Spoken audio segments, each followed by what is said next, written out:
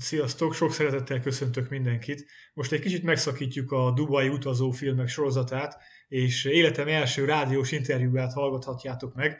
Váradi Ferenc az, aki felteszi a kérdéseket, és ez az FM 90 Campus Rádió keretén belül lesz. És hát amit tudni kell erről, ez egy debreceni rádió. 2002-ben indult először a Friss Rádió, amit 2013-ban neveztek át FM 90 Campus Rádióra, és ebben szerepeltem, és hát remélem, hogy tetszeni fog nektek ez az interjú. Vágjunk bele!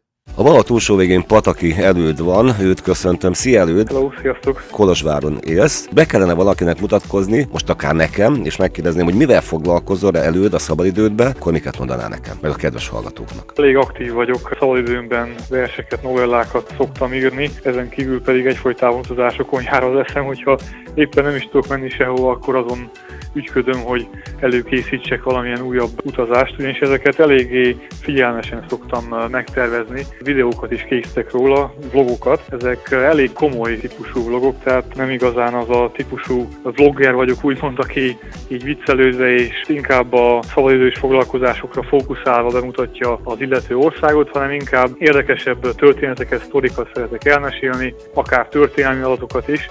Persze ez nem kell úgy venni, hogy 100%-osan dokumentumfilmszerű, de inkább ez, ami engem úgy érdekel, hogy helyiek történetét, történelmét bemutassam, és érdekes dolgokat elmeséljek a nézőknek. És hát ráadásul ezek a videók igen jó minőségűek, mind a kép, mind a hang, és az látszik, hogy azért nem csak improvizálsz, hanem előtte átgondolod. Igen, dokumentálódok előtte, és ezért is vannak ezek így előkészítve, ezek az utazások, hogy aztán legyen miről meséljek. Persze néha meg az is megtörténik, hogy valamilyen helyiekkel szóba legyedek, és akkor érdekes történeteket hallok tőlük, és akkor arról is mesélek. Ez nyilván nem mindig van a helyi embereknek is valamilyen érdekes története, de néha ez is tudja egy kicsit fűszerezni a dolgokat. Körülbelül 40 országba jártál eddig, 31 éves vagy, tegyük hozzá, lehet, hogy nem is lesz idő felsorolni. Melyik volt az első utad? Akkor kezdjük talán ott. Ez a vlogozás igazából ez elég furcsa történet, hogy hogyan jött, ugyanis egy írói oldalon volt Facebookon, ahol felraktam a megjelent novelláimat és ilyesmi. Aztán párszor, amikor utaztam, akkor tettem fel fotókat is, és pár követő írt egy kommentet, hogy jó, hogy jutottál el oda, mi a története, hogyan lehet oda elutazni, milyen opciók vannak.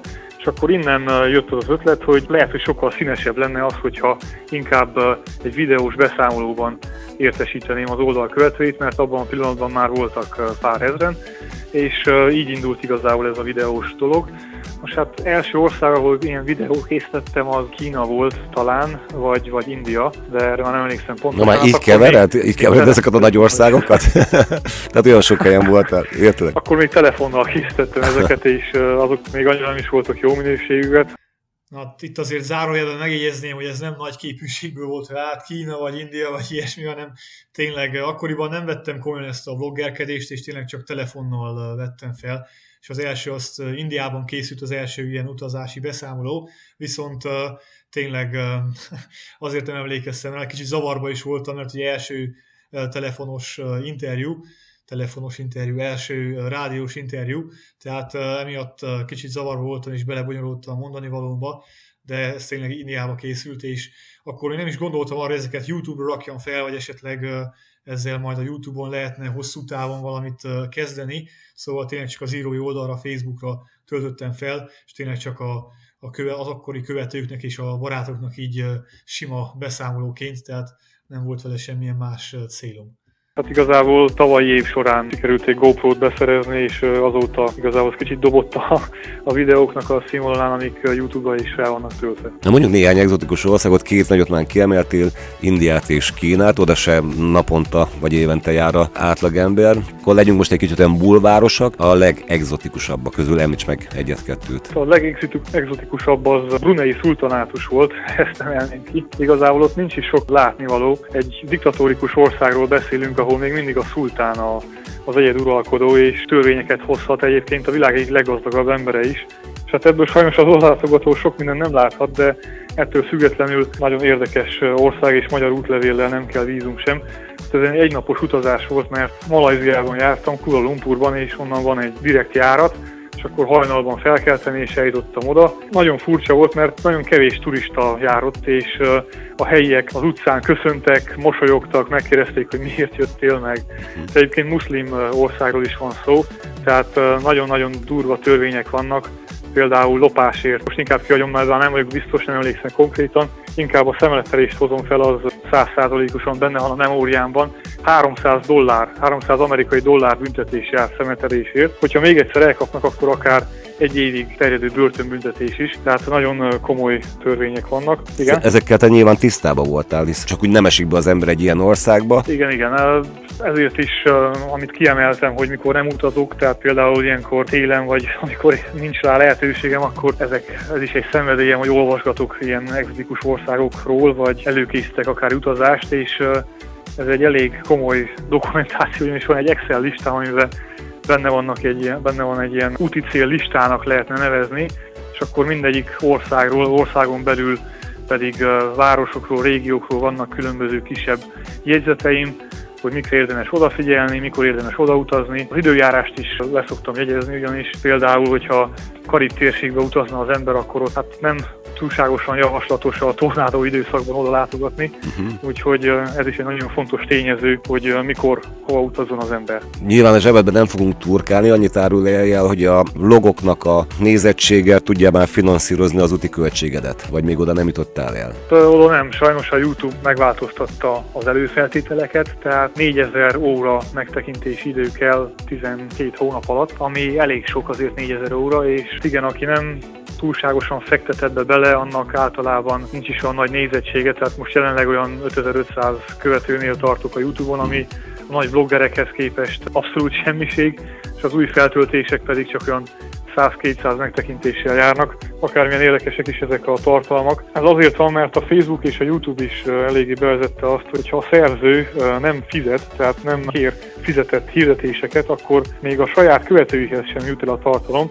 Erről a híres író Paulo Coelho is posztolt egyet, hogy ez abszolút elfogadhatatlan dolog, hogy neki van például 1 millió követője, és abból olyan 5-6% az, aki ez elér, amit éppen kiposztol. Tehát ez egy új biznisz dolog a Facebookon és a YouTube-on. Tegyük hozzá, hogy a te munkád az, nem azt is, hogy közszolgálatú, véletlenül ezzel a videó oldal különösebben nem foglalkozik, különbséget kellene tenni oldal és oldal között. Na mindegy, talán eljön ez az idő is. Igen, így van. Ez az időszak, ez nem kedvez az utazásoknak. Mi volt az utolsó állomás, ahol jártál? Akkor elterveztem, hogy kilépek a komfortzónámból és valami teljesen új helyre megyek el, de az végül nem sikerült, ez Botswana lett volna, és Dél-Afrika.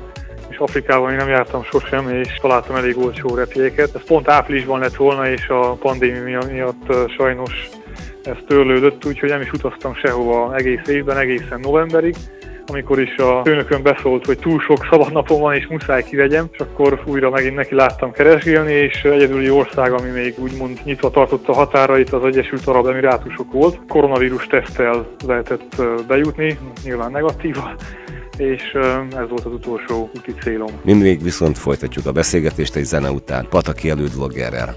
Pataki Előddel beszélgetek, vlogger, író, fotós, videókészítő, mindennel foglalkozik, de most leginkább a vloggerségre van időnk. Tehát az Emirátusokban jártál tavaly novemberben, és hát ez az időszak, ez, ahogy már megbeszéltük, nem kedvez a világutazóknak. Ez a járvány mennyire vette el a kedvedet, vagy mennyire vagy még alaposabb egy utazás tervezésénél, hogy hol, milyen feltételeknek kell megfelelni, hogy egészségesen gyere vissza a hazádba? Igen, azért ez eléggé megviselt, ugyanis hozzá voltam ahhoz szokva, hogy bármilyen lehetőséget megragadjak, hogy utazhassak, tehát hogyha már volt egy hosszú hétvége, hogy valamilyen nemzeti ünnepel össze lehetett kötni, akkor már akár 2-3 napra is elugrottam valahova, és aztán az, hogy ez nem volt, ez abszolút megszűnt, és ahogy említettem ezt az afrikai utazást, amit nagyon alaposan megterveztem, mert elég veszélyes azért Afrika, és ez a két ország, Botswana és Dél-Afrika, ez valamennyire tűrhető biztonsági szempontból, a magyar konzulátus oldalán is ezt írták róla. És hogy ez az út, ez sajnos koronavírus miatt elmaradt, eléggé magam alatt voltam, de aztán végül is azzal töltöttem az időmet, hogy az összes magyar vloghoz angol feliratot készítettem, szóval valamennyire végül is sikerült feldobni a hangulatomat, aztán pedig új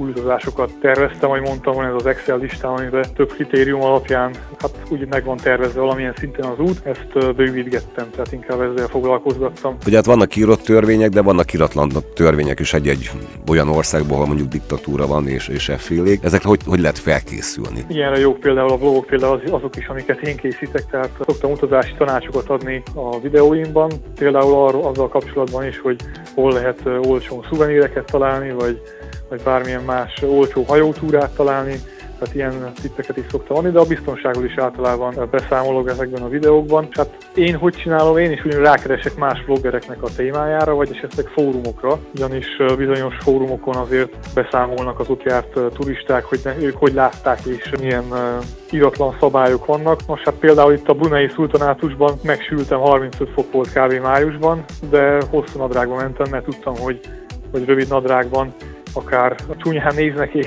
akár problémába is kerülhet az ember, ugyanis muszlim vallásban a letakart térd a férfiaknál is elvárt. Muszlim mecsetbe pedig abszolút nem mehettem volna be, ott már akár a rendőrséggel is szembenézhettem volna, hogyha ilyen merészségre vállalkoztam volna. És nem tesznek különbséget, hogy most turista az illető, vagy nem turista, tehát ez teljesen figyelmen kívül hagyják, gondolom. És ez is országtól függ. Akkor Maldív-szigeteken jártam, ott is nagyon nagy volt a hőség, és ott tényleg már nem bírtam, mondtam, hogy rövid nadrág az mindenképp, és megkérdeztem ott a helyieket, szállásadót, hogy ezt most akkor hogy nézik, és mondták, hát mivel turista vagy, ezért ezzel nem lesz probléma. Viszont direkt szándékosan figyeltem az utcán a férfiakat és a nőket is, mind betartották ezeket a szabályokat, tehát senkin sem láttam rövidnadrágot, hiába volt nagy a hőség. Elég sok fiatal van, meg nem csak fiatal, aki szabadidejébe bejárja a világot és vlogokat készít. Ezzel közül tartod-e valakikkel a kapcsolatot? Hát ez tulajdonképpen már némi tudás egy szakmává vált. Egyelőre nincs, igazából elég új számomra ez az egész, majd mondtam, nem annyira rég kezdtem ebbe bele, majd a jövőben. És arra nem gondolta, hogy esetleg ezekről az utakról egy közönség találkozót, jó, most nem ezekben az időszakokban, de akár itt Debrecenben, a Debrecen Egyetemben is szerintem sokan lennének kíváncsiak, ahol az utazási élményeidet képekkel, bejátszásokkal tudnád illusztrálni. Nagyon szívesen, tehát ilyen felkérést még nem kaptam, viszont én nagyon szeretek beszélni, és előadásokat tartottam még régen, mikor az egyetemen voltam, teljesen más témáról, szívesen élnék egy ilyen lehetőséggel. Jó, megvan a telefonszámod, úgyhogy reméljük, hogy majd lesz rá lehetőség. Ráadásul Debrecenhez van is kapcsolódásod, mert az egyik testvéred az itt tanult, ha jól tudom? Igen, és itt is dolgozik. Debrecenben. Most már letelepedett Debrecenben, igen. És hát itt zárójelben megjegyezném, hogy öcsém nagy túraszervező, és rengeteg felvételt és utóbbi vlogokat is készített a túráiról, amiket általában Erdélyben szokott megszervezni és megejteni.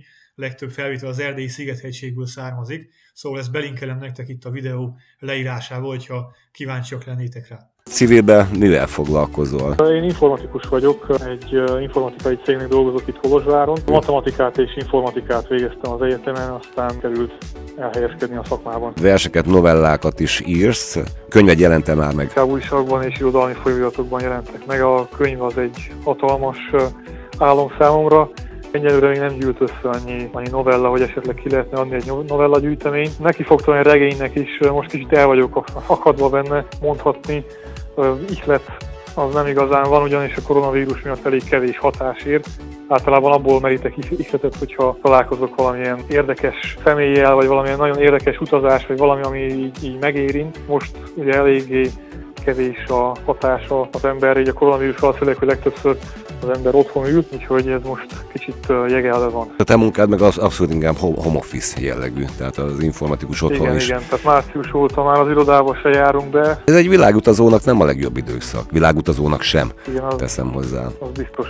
Mert tervezni azt lehet, bármekkora is a koronavírus. Előbb-utóbb vége lesz, bár most éppen olvastam, nem ide tartozik, csak hogyha már aktualitás, hogy azt olvastam, hogy Romániában az országnak a jelentős része nem kívánja magát beoltani, azért te hogy vagy? Igen, én szeretném beoltatni magam minél hamarabb, és eléggé nagy tendencia, hogy bizonyos ilyen Covid passportok, tehát ilyen útlevelek lesznek, ami az oltást fogja majd figyelni, és a legtöbb ország és légitársaság fogja kötni az utazást, hogy beoltatta magát az illető turista. Nekem az oltás az mindenképp meg lesz, csak jussak oda, mert nem tudom, hogy talán nyárra, hogyha mi fiatalabbak sorra kerülünk-e vagy sem, ez még a jövő zenéje, de reménykedem, hogy most egyenlően spórolok a szabadnapokkal, és akkor majd sikerül az év második felében valahol elutazni. Mi a cél? Az afrikai tervez még mindig áll, ez igazából már meg ki van dolgozva, hát másik egzotikus pedig Dél-Amerika lenne, hát Uruguayon gondolkozom, ami elég érdekes lenne, és rengeteg szép kulturális és természeti látványosság is van, strandok, tengerpart, de inkább